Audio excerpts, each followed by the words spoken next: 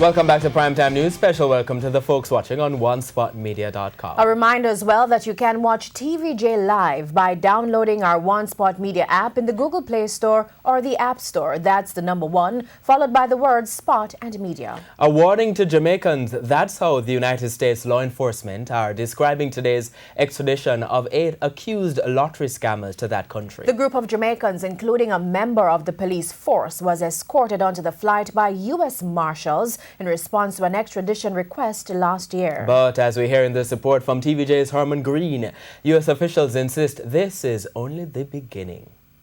This is just the first step in a multi-pronged, multi-year effort to ensure that this criminal scourge is taken care of.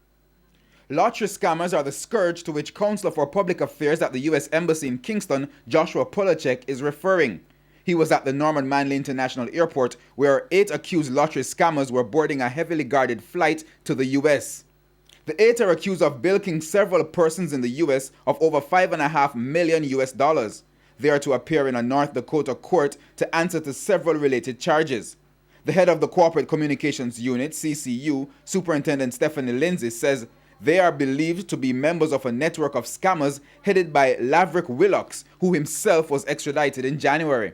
And when you look at the persons who are going, we have 2 persons from Trelawney, there are 5 from St. James and 1 from Kingston. We could say we have a family that's going because we now have a mother and son that's going on this flight. And prior to this flight, she has another son that was recently extradited and is now in North Dakota. The operation to nab them is part of an effort involving the Counterterrorism and Organized Crime Division, Major Investigation Task Force, and a wide variety of U.S. federal law enforcement agencies, including the Federal Bureau of Investigations, FBI. The collaborating agencies say they are not just confident of convictions, but believe the 8, as well as other scammers currently being investigated, will get the maximum sentences. Every single person that we have extradited under the lotto scam has faced justice in the United States, anywhere between 10 and 20 years in a federal penitentiary, and we're going to make sure that those people do additional time as we do further investigations, find out that their conspiracy is it's broader. We're going to bring additional charges against them. These guys are presently on an indictment with 15 people. Anybody out, I couldn't comment on. There's other people who have already been convicted in prior indictments. So there's old like indictments and new indictments, like Sanjay Williams. Mr. Polachek says there are thousands of other cases currently being investigated, with hundreds of extradition requests pending in the U.S. He warned that these cases will be targeting major players. We're looking for the big fish, not the lickle guy. This sort of conspiracy, not some guy who's working in a boiler room making 10 calls a day.